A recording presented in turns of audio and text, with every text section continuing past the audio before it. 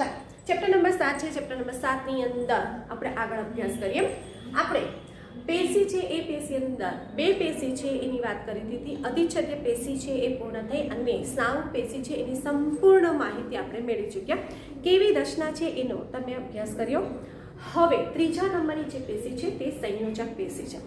આ જે સંયોજક પેશી છે એ સંયોજક પેશી એક એ રીતે કાર્ય કરે છે, એક જોડાણના કાર્ય સાથે જોડાયેલી છે। સંયોજક પેશી છે એ પૂરણ તરીકેના કાર્ય સાથે સંકળાયેલી જોવા મળશે। સ્થિતિસ્થાપકતા, આપણને સ્થિતિસ્થાપકતા, લચીલાપણું જે દર્શાવે છે એ સંયોજક પેશીને આધારે આપણને જોવા મળશે। આ જે સંયોજક પેશી છે એ સંયોજક પેશીની અંદર આપણને કોલાજન અને ઇલેસ્ટિન પ્રોટીનના તંતુઓ આવેલા હોય છે। જો ધ્યાનમાં રાખજો કોની અંદર કયા તંતુ, રેખીય એટલે જે સ્નાયુ પેશી ભણી ગયા એ રેખીય સ્નાયુ પેશીની અંદર આપણને એક્ટિન અને માયોસિન પ્રોટીનના બનેલા તંતુ હતા। અહીંયા આપણને જે તંતુ છે કોલાજન અને ઇલેસ્ટિન પ્રોટીનના બનેલા તંતુઓ જોવા મળશે। ઓકે, આ જે તંતુઓ છે તે ઉપરાંત તંતુ કોષો પણ આવેલા જોવા મળશે। આ જે સંયોજક પેશી છે એ સંયોજક પેશી આપણને કંકાસ સંયોજક પેશી, જો આપણે કંકાસ સ્નાયુ પેશીનો પણ અભ્યાસ કર્યો, અહીંયા છે કંકાસ સંયોજક પેશી એટલે કંકાસ સાથે પણ સંકળાયેલી જે પેશી છે એને આપણે કંકાસ સંયોજક પેશી કહીશું। જ્યાં એવું કીધું હતું કે જે સ્નાયુ પેશી કંકાસ સાથે સંકળાય છે તેને કંકાસ સ્નાયુ પેશી કહીશું। તો કંકાસ સાથે જોડાયેલી છે મેદપૂર્ણ પેશી છે, કાસ્થિ સ્વરૂપે, અસ્થિ સ્વરૂપે જે રુધિર છે ને એ રુધિર પણ એક સંયોજક પેશી છે। એ રુધિરની આપણે ચર્ચા કરીશું। રુધિર છે એ રુધિરને સંયોજક પેશી કેમ કીધી, એનું સ્થાન પણ એક વિવાદાસ્પદ છે કે કેમ એને સંયોજક પેશીમાં સ્થાન આપ્યું છે એ બધી આપણે ચર્ચા કરવાની છે। એટલે કે આ જે સંયોજક પેશી છે એની અંદર આપણને કાસ્થિ, અસ્થિ, મેદપૂર્ણ પેશી, પછી તમારે રુધિર પેશી, કંકાસ સંયોજક પેશી, તંતુઘટક પેશી, જે કંકાસ સંયોજક પેશી છે એને જ કહેવાય છે, એને અભ્યાસ કરવાનો રહેશે। આ જે છે ને સંયોજક પેશી, એ સંયોજક પેશીની અંદર આપણને ત્રણ જે ભાગ હતા બરાબર, શિથિલ સંયોજક પેશી, સઘન સંયોજક પેશી અને વિશિષ્ટ સંયોજક પેશી। એટલે કે રુધિર જે સ્નાયુ પેશી હતી ને ત્યાં પણ આપણે ત્રણ પ્રકાર હતા, રેખિત, અરેખિત અને હૃદય સ્નાયુ પેશી। સંયોજક પેશી છે અહીંયા પણ આપણે ત્રણ પ્રકાર જોવા મળશે, શિથિલ સંયોજક પેશી, સઘન સંયોજક પેશી અને વિશિષ્ટ સંયોજક પેશી। શિથિલ સંયોજક પેશી એટલે કહીશું શિથિલ ઢીલા ઢીલી બરાબર છે, એકદમ લચીલાપણું દર્શાવે એ રીતની રચના જોવા મળશે। તો આ જે શિથિલ સંયોજક પેશી છે એ શિથિલ સંયોજક પેશી એની અંદર આપણને તંતુ ઘટક પેશી અને મેદપૂર્ણ પેશીનો સમાવેશ થશે। સઘન સંયોજક પેશી છે એની અંદર સઘન નિયમિત સંયોજક પેશી અને સઘન અનિયમિત સંયોજક પેશીનો સમાવેશ થશે। અને વિશિષ્ટ સંયોજક પેશી છે એની અંદર કાસ્થિ, અસ્થિ અને રુધિર પેશીનો સમાવેશ થશે। એક્ઝામમાં કોઈ પણ રીતે સવાલ પૂછી શકે, તંતુઘટ પેશી આકૃતિ સહ વર્ણવો, કાસ્થિ પેશી વિશે વર્ણન કરો, રુધિર પેશી વિશે વર્ણન કરો। હા, અહીંયા પણ એવું થાય છે કે જે રુધિર પેશી છે એ રુધિર પેશીનું થોડુંક જ લખાણ છે અને આ જે રુધિર પેશી છે એ આગલા ચેપ્ટર છે એની અંદર અભ્યાસ કરવાનો રહેશે। તો અહીં આપણે રુધિર પેશી છે જે ચોપડીની અંદર થોડુંક લખાણ છે એના વિશે આપણે ચર્ચા કરીશું।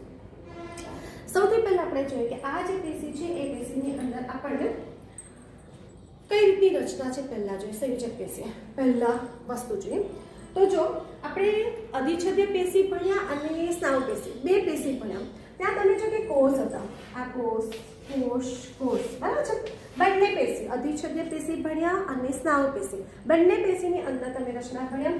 દરેક કોષની અંદર કોષ કેન્દ્ર અને કોષરસ છે એવું પણ ભણ્યા। કોષ છે એ કોષોની ફરતે આપણને શું જોવા મળતું તો આંતરકોષીય દ્રવ્ય, કોષો વચ્ચે જે દ્રવ્ય હતું એને આપણે શું કીધું આંતરકોષીય દ્રવ્ય। ઓકે, તો તમે જે બે બંને પેશી ભણ્યા એની અંદર તમે જો કે કોષો છે ને એ કોષો તમે અધિચ્છદીય પેશી છે એની અંદર પણ તમે જો લાદીસ્તંભ, સ્તંભાકર, પ્રક્ષમણ બધા કોષો દોર્યા હતા પણ એમની વચ્ચે જે અવકાશ હતો એકદમ ઓછો હતો। એવી રીતે સ્નાયુ પેશી ભણ્યા ત્યાં પણ અવકાશ ઓછો હતો। તો બે પેશીની અંદર આંતરકોષીય અવકાશ ઓછો હતો અને કોષો વધુ હતા। અહીંયા જે સંયોજક પેશી ભણવાની છે એ સંયોજક પેશીની અંદર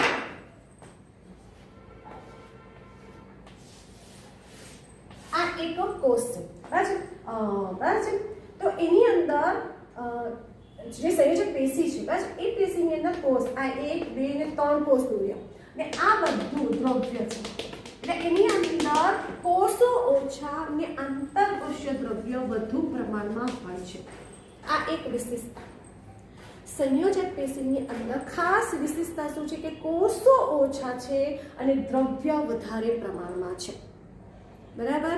અને આ જે દ્રવ્ય છે એ દ્રવ્ય ઘણી વખત શું થાય છે કે પોલિસેકેરાઇડ કોષો છે ને પોલિસેકેરાઇડનો પણ સ્ત્રાવ કરે છે અને જેને કારણે જે દ્રવ્ય છે એને મેટ્રિક્સ આધારક દ્રવ્ય તરીકે પણ તે વર્તે છે. એટલે વિશેષતા અહીંયા શું થશે આ પેશીની કે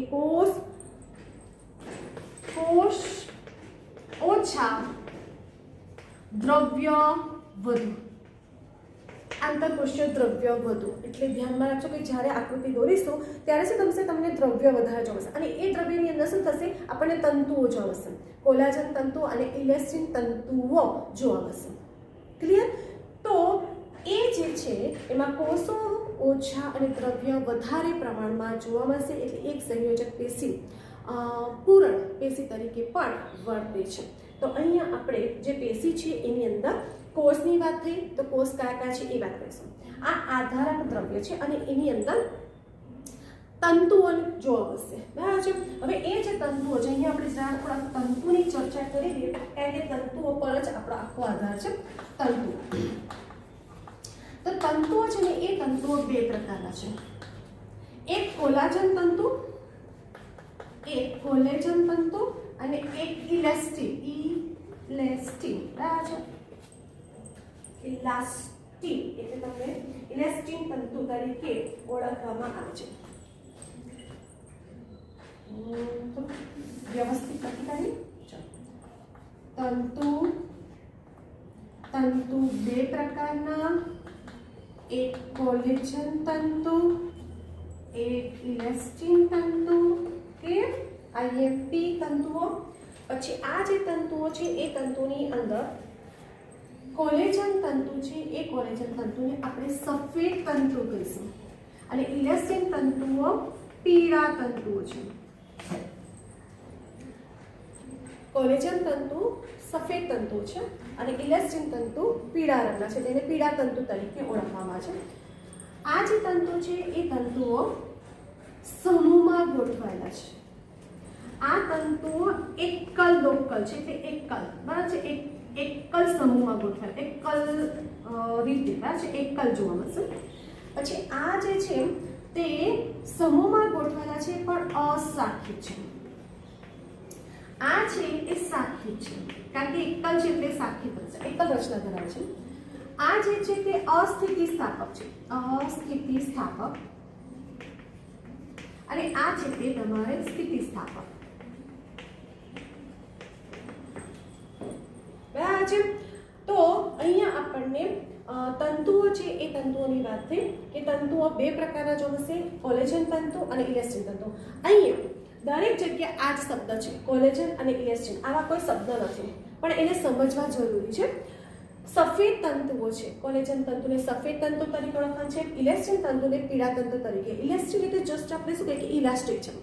એ ઇલાસ્ટિકને તમે ખેંચો તો લાંબુ થાય પછી પાછું છોડી દો તો પાછું સંકોચાય એટલે ઇલાસ્ટિક તરીકે કામ કરે છે એટલે ઇલાસ્ટિન તંતુ તરીકે વર્તે છે.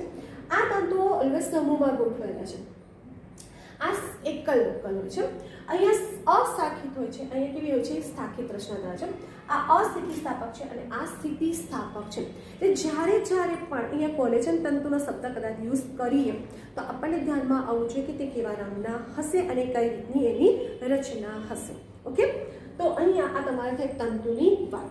આ જે તંતુ છે એ તંતુઓ બરાબર છે. આ તંતુઓ ફરી રિમાઇન્ડ કોલેજન તંતુ અને ઇલાસ્ટિન તંતુ. આ છે આપણે જો આપણે આટલા વખતથી બે પેશી ભણી ગયા સંયોજક પેશી સોરી સ્નાયુ પેશી અને અધિચ્છદી પેશી. બંને પેશીમાં આપણે કોષ હતા અને કોષો બંને પેશીની અંદર નજીક કોષો એમની વચ્ચે શું હતું આંતરકોષીય દ્રવ્ય હતું. તો શું થશે કે અહીંયા છે ને જે દ્રવ્ય છે ને એની અંદર આપણને તંતુ જોવા મળશે કોલેજન અને ઇલાસ્ટિન. એ તંતુ તંતુકોષમાંથી ઉત્પન્ન થાય છે. કોષોમાંથી જ ઇલેસ્ટિન અને કોલેજન તંતુઓની ઉત્પત્તિ થતી જોવા મળે છે. ઓકે, તો અહીંયા કોષોમાંથી શું થશે? આંતરકોષીય દ્રવ્યની ઉત્પત્તિ થાય છે એવું એક સમજ પડી.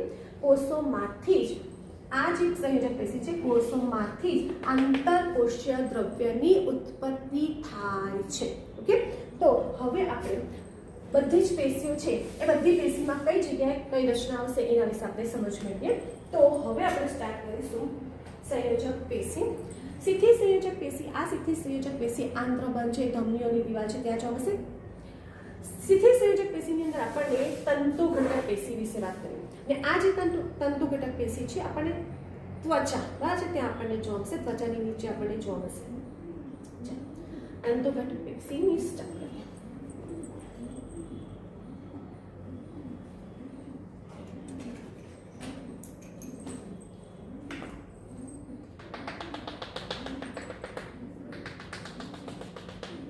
તંતુ ઘટક પેશી છે એ તંતુ ઘટક પેશીની અંદર આપણને પેશી શેનાથી બને છે? આપણાની અંદર કોષ અને દ્રવ્ય બે જ વસ્તુ છે. તો કોષો બતાવી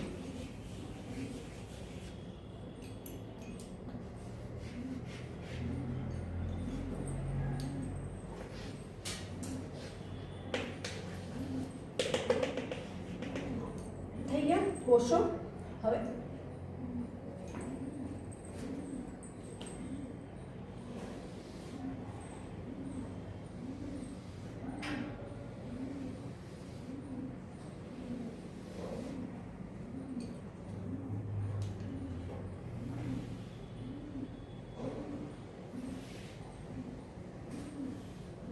જોઈ છે એટલે આપણે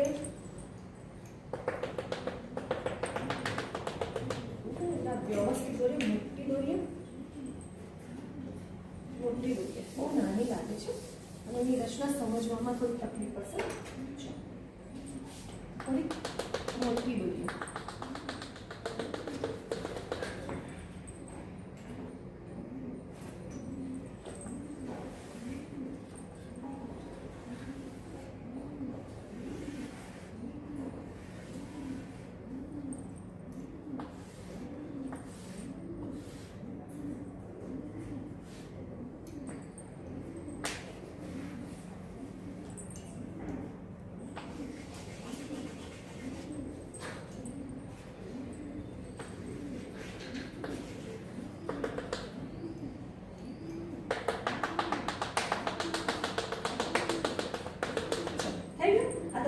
પેશીની આગળ તો તંતુ ઘટક પેશીની અંદર છે આનું નામ છે તંતુકોષ.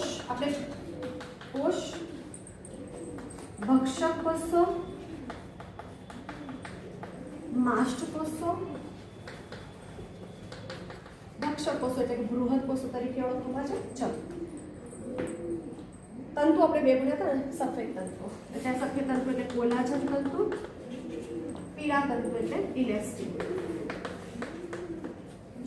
આ તંતુ ઘટક પેશી. તો તંતુ ઘટક પેશીની અંદર જોઈએ તો તંતુ ઘટક પેશીની અંદર તમે જો કે મેં શું દોર્યું છે? બધું દ્રવ્ય બતાવ્યું, પછી એની અંદર તંતુઓ બતાવ્યા, સફેદ ઇલેસ્ટિન તંતુ અને કોલાજન તંતુ, અને બે કોષ બતાવ્યા, 3 કોષ બતાવ્યા, ભક્ષક કોષ, માસ્ટ કોષ અને તંતુ કોષો.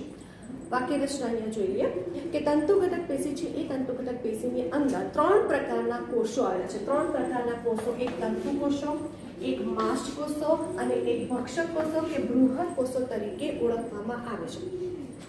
તંતુ કોષોનું કાર્ય. તંતુ કોષો છે એ કોષો તંતુઓનું નિર્માણ કરે. ફરી રિમાઇન્ડ કરું, તંતુ કોષો તંતુઓનું નિર્માણ કરે. કયા તંતુ?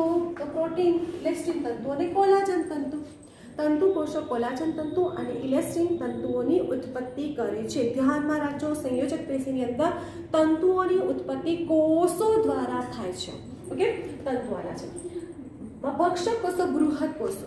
આ જે ભક્ષક કોષો એટલે છે હાનિકારક ઘટકો જે શરીરની અંદર જે હાનિકારક ઘટકો અંદર પ્રવેશતા હોય છે તો ભક્ષક કોષો શું કરે છે? એને ખાઈ જાય છે. બસ, એટલે એક ટાઈપનું રક્ષણના કાર્ય સાથે સંકળાયેલી જોશે. માસ્ટ કોષો. માસ્ટ કોષો છે એ માસ્ટ કોષો હિપેરિન અને હિસ્ટેમાઇન દ્રવ્યની ઉત્પત્તિ સાથે સંકળાયેલા છે. તો 3 પ્રકારના કોષો થયા: તંતુ કોષો, ભક્ષક કોષો અને માસ્ટ કોષો.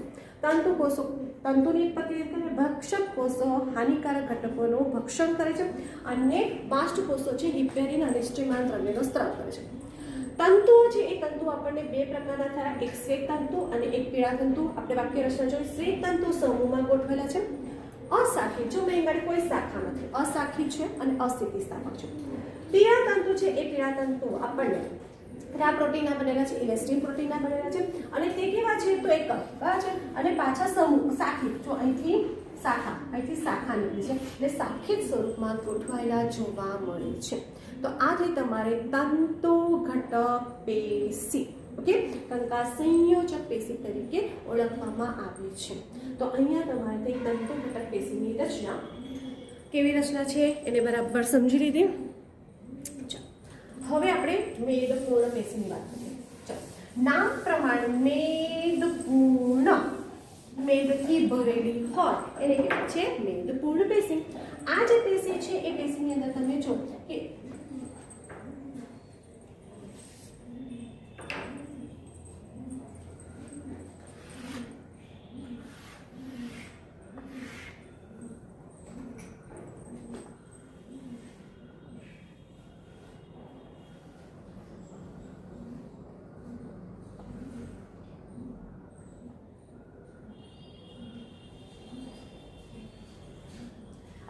પેશી છે એ પેશીની અંદર શું થાય છે તો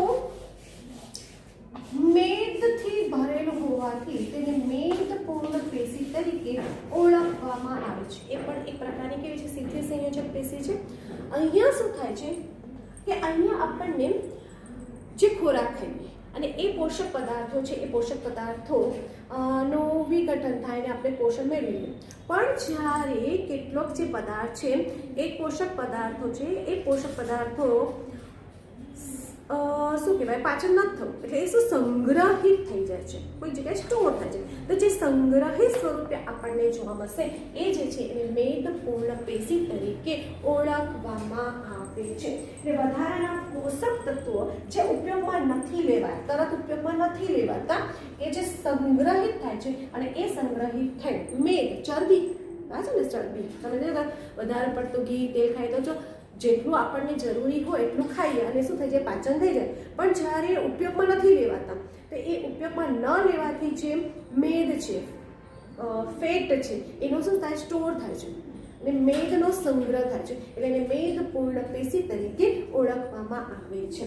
તો અહીંયા આપણે જે સીધી સંયોજક પેશી છે એ સીધી સંયોજક પેશીની રચના પૂર્ણ થઈ. બરાબર છે. તે તંતુ ઘટક પેશી અને મેદપૂર્ણ પેશીની રચના કેવી છે એની આપણે ચર્ચા કરીએ. સઘન સંયોજક પેશી. આ સઘન સંયોજક પેશી છે એની અંદર ફરી સઘન સંયોજક પેશીની અંદર તંતુકોષો અને તંતુઓ આવેલા છે. વાક્ય રચના હું લખું છું કે એની અંદર આપણને તંતુકોષો અને તંતુ આવેલા છે. તંતુકોષ આપણી પાસે કોષ કયા છે, માંસકોષો, ભક્ષકોષો ને તંતુકોષ. આપણે એવા તંતુ ઘટક પેશીમાં દોર્યા. આની પાસે એકલા તંતુકોષો છે, બીજી કોઈ રચના છે નહીં. બરાબર છે. તો અહીંયા કેવી રીતે આપણે રચના જોવાની છે તો આ એક આકૃતિ દોરું છું અને આ બીજી આકૃતિ દોરું છું. બરાબર છે. એક સઘન નિયમિત અને એક સઘન અનિયમિત દોરું છું. બરાબર છે. અહીંયા શું કીધું છે સઘન સંયોજક પેશીની અંદર તંતુકોષ એટલે આપણે તંતુકોષને ડ્રો કરી દઈએ. તંતુકોષો, આ તંતુકોષો બરાબર છે. આ તંતુકોષો બરાબર છે. આ રીતના આમ તો આમ બરાબર છે દોરી દો. બરાબર, આ તંતુકોષ. ઓકે, પહેલા તો સ્થાન આપી દીધું મેં તંતુકોષો. અને બીજું શું છે તંતુઓ. હવે કયા તંતુ આપણી પાસે તંતુ બે છે, કોલેજન તંતુ અને ઇલેસ્ટિન તંતુ. અહીંયા કોલેજન તંતુ છે. અહીંયા કયા તંતુ છે? કોલેજન તંતુ. ને આ જે કોલેજન તંતુ છે એ કોલેજન તંતુ જો તંતુ કોષો અને કોલાજન તંતુઓ ગોઠવાઈને નિયમિત રીતે ગોઠવાય તો સઘન નિયમિત સંયોજક પેશી અને જો નિયમિત રીતે ન ગોઠવાય તો સઘન અનિયમિત સંયોજક પેશી તરીકે ઓળખવામાં આવે છે. તો જો તંતુઓ જે કોલેજન તંતુઓ છે એ કોલેજન તંતુઓ આ રીતે સમાંતર રીતે બરાબર છે આ રીતે ગોઠવાયેલા હોય, સમાંતર રીતે ગોઠવાયેલા હોય અને એ સમાંતર રીતે ગોઠવાયેલા સમૂહની અંદર તંતુ કોષો આવેલા હોય છે. એટલે ઇલેસ્ટિન તંતુઓ છે ને હજુ પણ આપણે આ રીતે કરીએ. હજુ તંતુ કોષો આપણે હમણાં નથી બતાવતા બરાબર છે. આપણે આવું કરીએ કે આ જે તંતુઓ છે એ તંતુ કયા કોલાજન તંતુ. કોલાજન તંતુ આ રીતે સમૂહમાં એકાંતરે આ રીતે સમાંતર રીતે નિયમિત રીતે કોલાજન તંતુઓ ગોઠવાયેલા હોય છે અને એ કોલાજન તંતુના સમૂહની અંદર આપણને શું હોય છે? આ તંતુ કોષો આવેલા છે. ઓકે, તો જ્યારે તંતુઓ નિયમિત ગોઠવણી સમાંતર રીતે ગોઠવણી ધરાવતા હોય તો તેને સઘન નિયમિત સંયોજક પેશી તરીકે ઓળખવામાં આવે છે. જો કોલાજન તંતુઓ આપણને આ રીતે અનિયમિત રીતે ગોઠવાયેલા હોય અને તો અનિયમિત રીતે ગોઠવાયેલા હોય તો તેને સઘન અનિયમિત સંયોજક પેશી તરીકે ઓળખવામાં આવે છે. સમજ પડી ગઈ? તો આ થયું તમારા કોલાજન તંતુ અને આ જે છે એ કયા થયા તમારા તંતુ કોષો. તો ક્લિયર વાક્ય રચના. સઘન સંયોજક પેશી તંતુ કોષો અને તંતુની બને છે. તંતુ કયા હશે? કોલાજન તંતુ છે. જો તંતુઓ નિયમિત રીતે સમાંતર રીતે ગોઠવાયેલા છે અને એની ગુચ્છની અંદર તંતુ જોવા મળશે તો સઘન નિયમિત સંયોજક પેશી. અને જો તંતુઓ અનિયમિત રીતે ગોઠવાયેલા હોય તો તેને સઘન અનિયમિત સંયોજક પેશી તરીકે ઓળખવામાં આવે છે. અહીંયા આપણને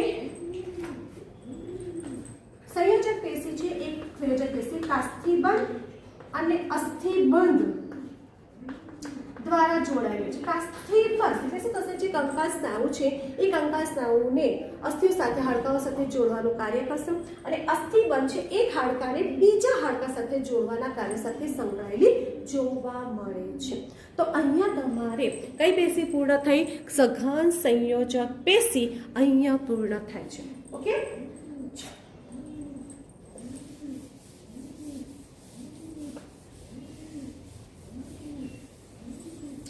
હવે આવે છે વિશિષ્ટ સંયોજક પેશી. આ વિશિષ્ટ સંયોજક પેશી નામ પ્રમાણે જ આપણે વિશિષ્ટતા ધરાવે છે. અહીંયા કાસ્થિ પેશી, અસ્થિ પેશી અને રુધિર પેશીની વાત કરીએ તો અહીંયા શું થશે કે કેવી રચના છે કે આપણે આકૃતિમાં જોઈએ. કાસ્થિ પેશી, આ કાસ્થિ પેશીને આપણે કાચવત કાસ્થિ પેશી તરીકે પણ ઓળખવામાં આવે છે. તો અહીંયા તમે જો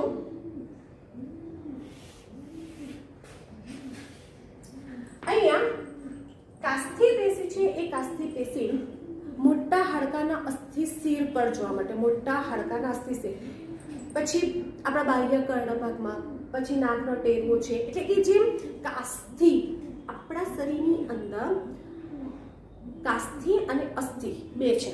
કાસ્થિ એટલે કે જ્યાં પોચી રચના બરાબર છે, જ્યાં કોઈ હાડકું ના હોય, અસ્થિ ના હોય ને ત્યાં બધી જ કાસ્થિ પેશી હોય છે. અહીં આપણે કાસ્થિ પેશી બરાબર છે. તો જેમ જીભ છે એટલે કે જ્યાં કોઈ અસ્થિ નથી ને એ બધા ભાગની અંદર આપણને કાસ્થિ છે. જ્યારે બાળક જન્મ લે ને ત્યારે એના તમે દેખજો બાળક જન્મ લે ને તો અંગો બહુ નાજુક હોય છે અને આપણે કહીએ છીએ સાચવીને ઉચકજો બરાબર છે. તો એવું કહે છે આપણને. તો શું થાય છે કે એ જે કાસ્થિના બનેલા છે, જે આખું જે હાડકાઓ છે બધા શું છે? કાસ્થિના બનેલા હોય છે. પછી શું થાય છે કે જેમ જેમ બાળક મોટું થાય પછી છે તે માલિશ કરાવે છે, પછી એક્સરસાઇઝ કરાવે છે અને પછી ધીરે ધીરે બાળક મોટું થાય છે ત્યારે એ કાસ્થિનું અસ્થિમાં રૂપાંતર થાય છે. એટલે એને કાસ્થિજાત અસ્થિ તરીકે ઓળખવામાં આવે છે. ઓકે, એટલે જ્યારે ગર્ભમાં હોય બરાબર છે તે કાસ્થિ સ્વરૂપે છે, પછી ધીરે ધીરે કાસ્થિનું શેમાં નિર્માણ થાય છે? અસ્થિમાં રૂપાંતર થતું જોવા મળશે. પણ કેટલાક એવા હોય છે કે જે પરમેનન્ટ કાસ્થિ સ્વરૂપના હોય છે, જ્યાં કોઈ આપણને અસ્થિ હોતા નથી, એ કાસ્થિ સ્વરૂપે આપણને જોવા મળે છે. ઓકે, તો અહીંયા આપણે જે કાસ્થિ પેશી છે અને અસ્થિ પેશીની ચર્ચા કરીશું. સૌથી પહેલા કાસ્થિ પેશી છે. અહીંયા આપણે એવું કીધું કોષ કેવા છે? કોષ છે બરાબર, અને દ્રવ્ય કેવું છે? વધારે. આ કાસ્થિ છે એટલે ત્યાં કોષનું નામ છે કાસ્થિ કોષ. આ અસ્થિ છે ત્યાં નામ છે અસ્થિકોષ અને આ રુધિર છે ત્યાં નામ છે રુધિરકોષ. ક્લિયર? કાસ્થિકોષ આવેલા છે, અહીંયા અસ્થિકોષ આવેલા છે અને અહીંયા રુધિરકોષ આવેલા જોવા મળશે. કાસ્થિકોષ છે એ કાસ્થિકોષ જે કાસ્થિ પેશી છે એ કાસ્થિ પેશીની રચના કેવી છે એને આપણે અહીંયા સમજીએ કે કેવી એની રચના જોવા મળે છે. અહીંયા દોરીએ શું કરવાનું છે? આપણે કોષ દોરવાના છે. તો અહીંયા શું થશે કે આપણે કાસ્થિકોષો દોરીએ ને આ જે કાસ્થિકોષો છે એ કાસ્થિકોષો હું દોરું છું. જો આ કાસ્થિકોષો આ રીતે અહીંયા જો દોર્યા છે મેં,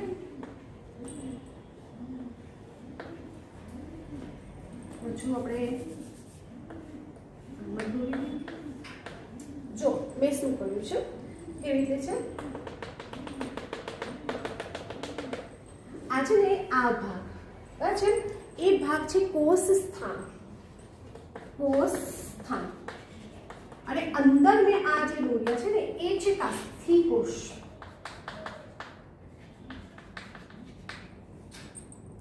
અને એની બાજુ શું થશે? આંતરકોષીય દ્રવ્ય છે.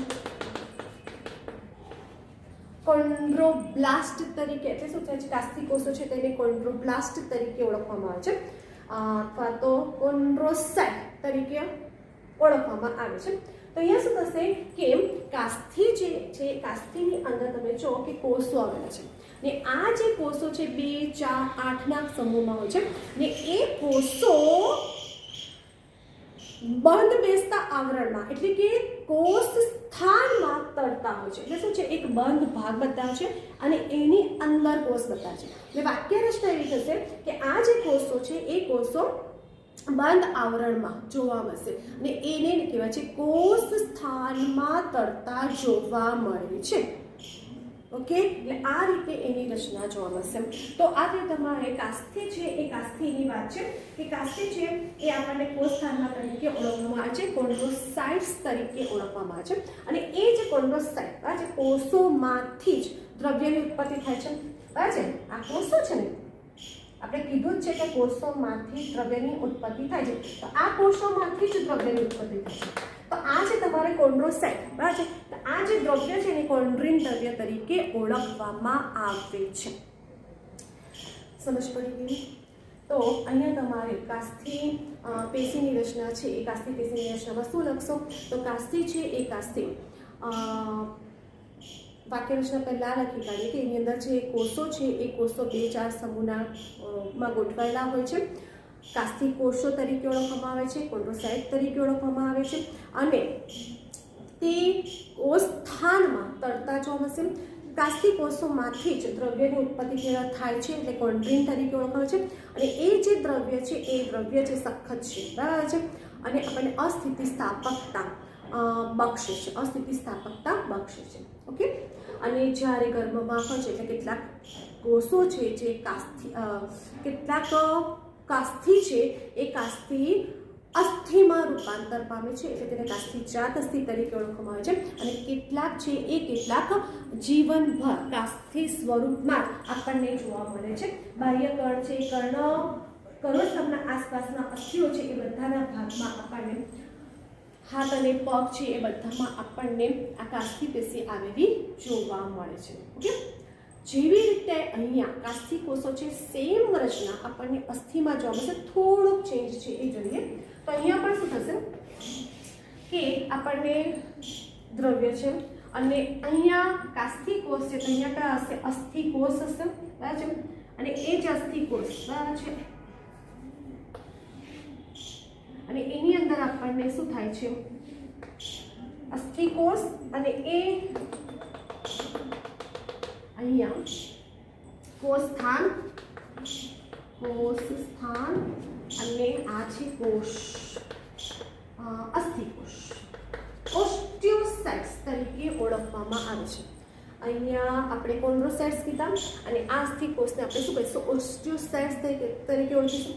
અહીંયા સેમ વાક્ય રચના કે અસ્થિકોષો છે તે કોષ સ્થાનમાં આવેલા જોવા મળશે.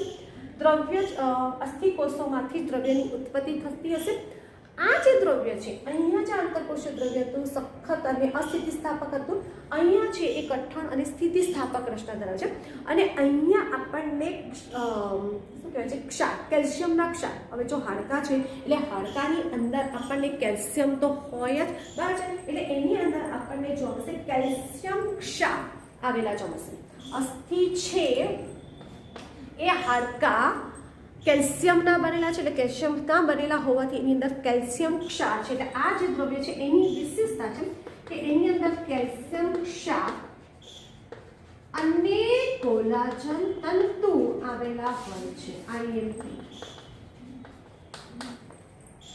અસ્થિકોષો છે એની અંદર આંતરકોષીય દ્રવ્ય છે એની અંદર કેલ્શિયમ ક્ષાર અને કોલાજન તંતુઓ આવેલા હોય છે અને સ્થિતિસ્થાપકતા બક્ષે છે. આ જે અસ્થિ છે એ અસ્થિ મજબૂત હોય છે, બરાબર છે.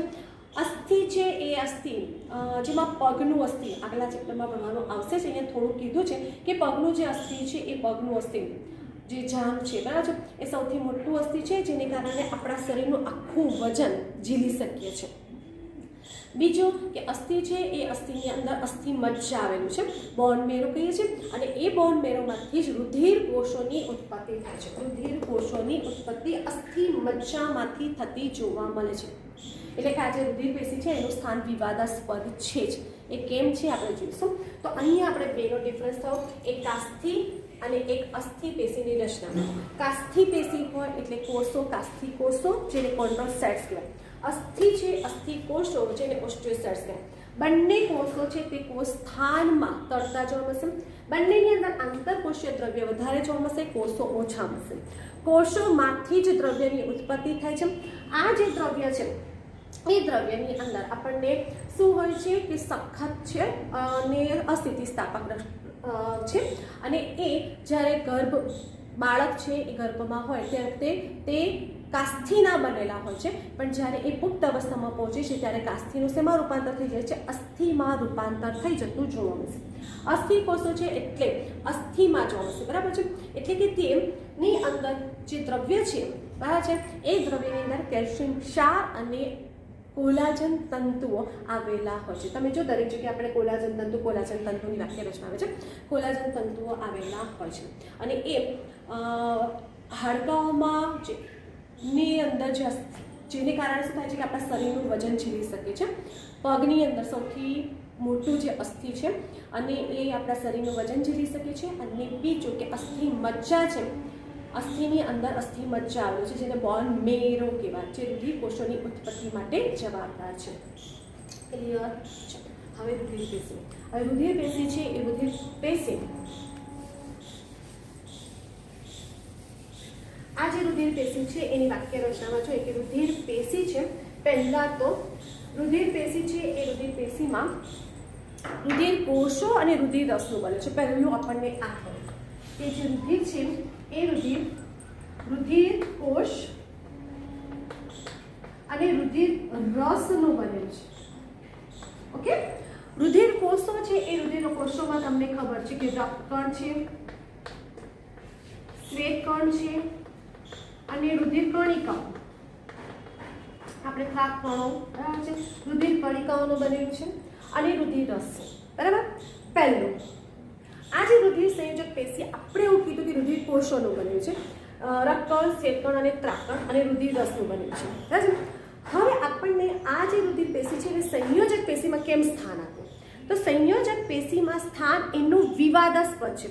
રુધિર સંયોજક પેશીના કયા લક્ષણો ધરાવે છે? એ તો કોઈ લક્ષણ ધરાવતું જ નથી. જોઈએ, આપણે એવું કીધું કે સંયોજક પેશી હોવા માટે કોષોની સંખ્યા ઓછી અને દ્રવ્ય વધારે હોવું જોઈએ, પણ એવું તો છે જ નહીં. આપણા શરીરની અંદર કોષો વધારે છે અને રુધિર રસ છે એ ઓછું, એટલે કે અહીંયા આપણને એવી કોઈ રચના નથી. બીજું આપણે એવું કીધું કે કોષોમાંથી જ દ્રવ્યની ઉત્પત્તિ થાય છે. તો શું આપણા કોષો, રુધિર કોષો, રક્ત, શ્વેતકણ, ત્રાકકણો કે રુધિર કણિકાઓ, એનામાંથી રુધિર રસની ઉત્પત્તિ થાય છે? ના, રુધિર કોષ અલગ છે અને રુધિર રસ અલગ છે, બરાબર. એટલે કે કોષોમાંથી રુધિર રસની ઉત્પત્તિ થતી નથી. ઓકે, એટલે એ સંયોજક પેશીના કોઈ જ લક્ષણો ધરાવતું નથી. એની અંદર કોષો અને રુધિર રસ અલગ જ છે, એમાં કોઈ આંતરકોષીય દ્રવ્ય કે એવી કોઈ રચના નથી. એટલે કે સંયોજક પેશી પેશીના લક્ષણો ધરાવતા નથી, છતાં પણ તેનું સ્થાન વિવાદાસ્પદ છે. તો અહીંયા રુધિર પેશી છે એ રુધિર પેશી જે તમારી ચોપડીની અંદર આટલું લખાણ છે કે રુધિર પેશી છે એ રુધિર પેશી રુધિર કોષ અને રુધિર રસથી બને છે. અને રુધિર કોષો છે એ 3 પ્રકારના છે: રક્તકણ, શ્વેતકણ અને ત્રાકકણ કે રુધિર કણિકા અને રુધિર રસ આવેલા જોવા મળશે. ઓકે, તો અહીંયા આપણે સંયોજક પેશી છે એ સંયોજક પેશીની સંપૂર્ણ રચના પૂર્ણ થઈ. શિથિલ સંયોજક પેશી, સઘન સંયોજક પેશી અને વિશિષ્ટ સંયોજક પેશી. અને સંયોજક પેશી છે એમાં શિથિલ સંયોજક પેશીમાં તંતુ ઘટક પેશી કેવી રચના છે, તંતુ કોષો અને દ્રવ્ય. તંતુ કોષો છે એટલે કોષો છે એમાં તંતુ કોષો, ભક્ષક કોષો અને માસ્ટ કોષો. તંતુ કોષોમાંથી તંતુઓ, ઇલેસ્ટિન તંતુ અને કોલાજન તંતુની ઉત્પત્તિ થાય છે. મેદપૂર્ણ પેશીમાં જેટલા પણ જે ખોરાક છે જેનો ઉપયોગ નથી લેવાયો એ બધાનો સંગ્રહ થાય છે, એટલે મેદપૂર્ણ પેશી. સઘન નિયમિત અને સઘન અનિયમિતમાં જેમાં કોલાજન તંતુઓ છે એ સમાંતર રીતે ગોઠવાયેલા છે, નિયમિત રીતે ગોઠવાયેલા છે, એટલે સઘન નિયમિત. અને જો કોલાજન તંતુઓ નિયમિત રીતે નથી ગોઠવાયેલા એટલે અનિયમિત સંયોજક પેશી. કાસ્થિ છે, કાસ્થિ કોષો ધરાવે છે. અસ્થિ છે, અસ્થિ કોષો ધરાવે છે. બંને કોષ સ્થાનમાં છે, બંનેની અંદર આંતરકોષીય દ્રવ્ય છે. અહીંયા અસ્થિ કોષો છે એ અસ્થિ કોષોની અંદર જે દ્રવ્ય છે એમાં કેલ્શિયમ ક્ષાર અને કોલાજન તંતુ છે. રુધિર પેશી છે, રુધિર પેશીની અંદર રુધિર કોષો અને રુધિર રસ આવેલું જોવા મળશે. આમ અહીંયા સંયોજક પેશી છે એ સંયોજક પેશીની રચના પૂર્ણ થાય છે.